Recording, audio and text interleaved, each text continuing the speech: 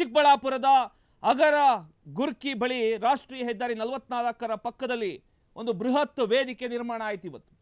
German ಟೆಂಟ್ಗಳು, ಲಕ್ಷಾಂತರ ಜನರಿಗೆ ಆಸನದ ವ್ಯವಸ್ಥೆ ಎಲ್ಲವೂ ಭರ್ಜರಿಯಾಗಿತ್ತು. ವೇದಿಕೆ ಮಾತ್ರ ವಿಧಾನಸೌಧ ಮಾದರಿಯಲ್ಲಿ ಸಿದ್ಧಗೊಂಡಿತ್ತು. ಆ ಒಂದು ವೇದಿಕೆಯಲ್ಲಿ ಮುಖ್ಯಮಂತ್ರಿ ಸಿದ್ದರಾಮಯ್ಯನವರು, ಡಿಸಿಎಂ ಡಿಕೆ ಶಿವಕುಮಾರ್ ಅವರು, ಎಐಸಿಸಿ ಪ್ರಧಾನ ಕಾರ್ಯದರ್ಶಿ ರಣದೀಪ್ ಸಿಂಗ್ ಸುರ್ಜೇವಾಲಾ ಸೇರಿದಂತೆ ಘಟಾನುಘಟಿ ನಾಯಕರು ಭಾಗಿಯಾಗ್ತಾರೆ. ಮನ್ರೇಗಾ ಬಚಾವೋ ಆಂದೋಲನ ಅಂತ ದೊಡ್ಡ ಹೋರಾಟದ ಒಂದು ಘೋಷಣೆ ನಡೆಯುತ್ತೆ.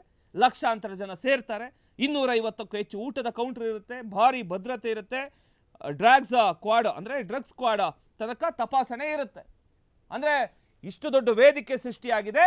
ಇಲ್ಲಿ MC ಸುಧಾಕರ್ ಅವರಿಗೆ ಸಾಥ್ ನೀಡೋದಕ್ಕೆ ಇವರು ಘಟಾನುಘಟಿ ನಾಯಕರು ಹೋಗಿದ್ದಾರೆ.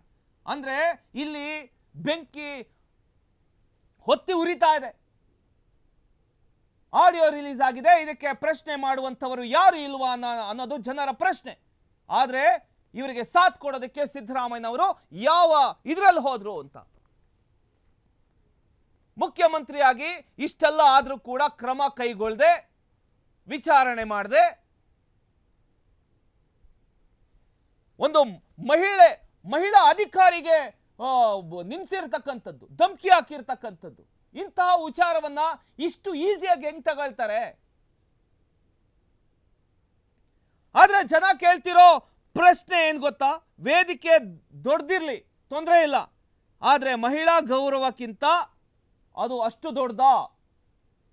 ಇವರ ಪ್ರಭಾವ ಅಷ್ಟೊಂದಿದೆಯಾ ಅಂತ ಕೇಳ್ತಾ ಇದ್ದಾರೆ. ಒಂದ್ ಕಡೆ ರಾಜೀವ್ ಗೌಡ ತರ ನಾಯಕರು ಮಹಿಳಾ ಸಬಲೀಕರಣ, ಸಂವಿಧಾನ ಮೌಲ್ಯ, ರಾಜಕೀಯ ಸಂಸ್ಕೃತಿ ಬಗ್ಗೆ ಮಾತನಾಡ್ತಾರೆ. ಮತ್ತೊಂದು ಕಡೆ ಸಚಿವರ ಆಡಿಯೋದಲ್ಲಿ ಕೇಳಿ ಬರ್ತಿರತಕ್ಕಂತ ಒಂದು ಅಸಭ್ಯ ಪದಗಳು,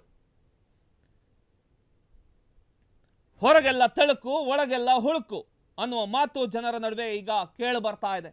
ವೇದಿಕೆ ಮೇಲೆ ಮಹಿಳಾ ಹಕ್ಕುಗಳ ಬಗ್ಗೆ ಭಾಷಣ, ಆದ್ರೆ ಆಫ್ ದಿ ರೆಕಾರ್ಡ್ ನಾಲಿಗೆ ಹರಿಬಿಟ್ಟ ಮಾತುಗಳು, MC ಸುಧಾಕರ್ ಅವರ ಮಾತುಗಳು.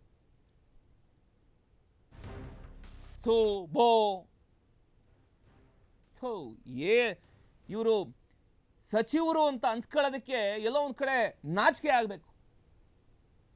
ಆಗ್ಬೇಕು ಸೀರಿಯಸ್ಲಿ.